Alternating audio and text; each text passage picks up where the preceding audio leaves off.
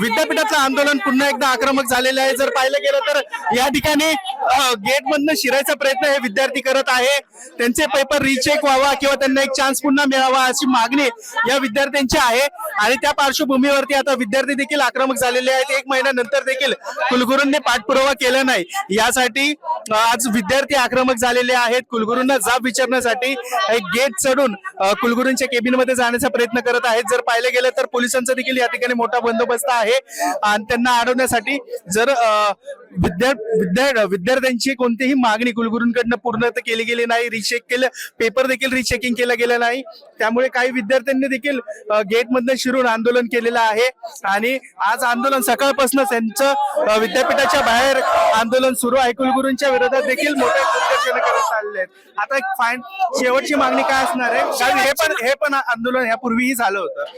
ह्या बरोबर आहे, ह्यापूर्वी आंदोलन झालं होतं। आम्हाला फक्त म्हणलं होतं आम्हाला थोडा वेळ द्या, थोडा वेळ द्या, थोडा वेळ म्हणून आता 1.5 महिना झालं आमची इनसेम झाली। कुलगुरूंनी बाकीचे प्रोग्राम घेतले पण कुलगुरूंनी आमच्या ह्या प्रोटेस्ट मध्ये किंवा ह्या गोष्टीत दखल दिलं गेलं नाही।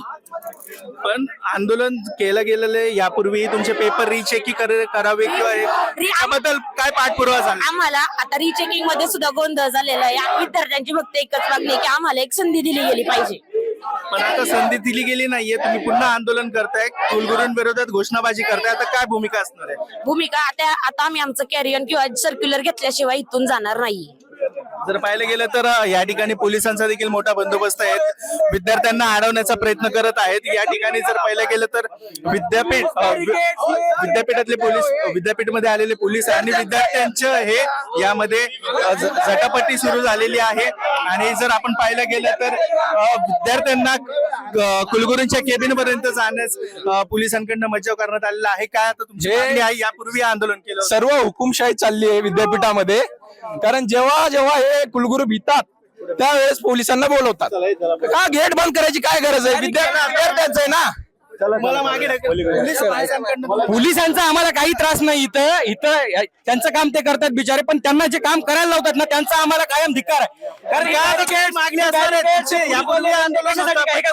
आंदोलन होतं पण आता तुमचं आंदोलन प्रश्न मार्ग निघेल का? मार्गी 100% निघेल। आम्ही आता त्यांनी सांगितलं की त्यांनी थांबा म्हणून, आम्ही परत थांबू तिथं, हरकत नाही। पण हे किती वेळ तरी करणार आहेत आता? कारण हे लाट्या काट्या बॅरिकेड बिरिकेड बलात्कारी आहेत काय? आम्ही काय गुन्हेगार आहोत? चोऱ्या माऱ्या करतो का आम्ही? काय पाठपुरावा झाला का कुलगुरूकडनं तुमच्या मागणीचा? 1.5 महिना झाला, 1.5 महिन्यापासून सर इथे सगळेजण आहेत, त्यांना सगळं माहिती आहे पोरांना असं हेरसांड म्हणून। जर पाहिलं गेलं तर 1.5 महिन्यापासून यांनी ही मागणी केली होती, पेपर रिचेकिंगची असेल किंवा पुन्हा एकदा हे पेपर देण्याची मागणी असेल, या विद्यार्थ्यांनी केली होती। कारण पेपर चेकिंग मध्ये मोठा गैरव्यवहार झाला असल्याचा आरोप या विद्यार्थ्यांनी केला होता। त्या विरोधात विद्यार्थ्यांनी यापूर्वी हे आंदोलन केलं होतं आणि प्रशासनाने, विद्यापीठ प्रशासन असेल किंवा कुलगुरू असतील, त्यांनी तुमच्या मागण्या पूर्ण करू किंवा पेपर रिचेक करू आणि तुम्हाला पुन्हा एकदा संधी देऊ असं आश्वासन देखील दिलं होतं। मात्र याची कोणतीही पूर्तता किंवा पाठपुरावा त्या विद्यापीठाकडनं झाला नाही आणि त्या विरोधातच आता पुन्हा एकदा विद्यार्थी आक्रमक झालेले आहेत।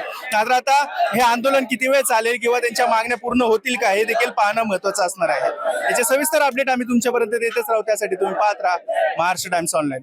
नमस्कार, मी आदित्य पवार, पुणे।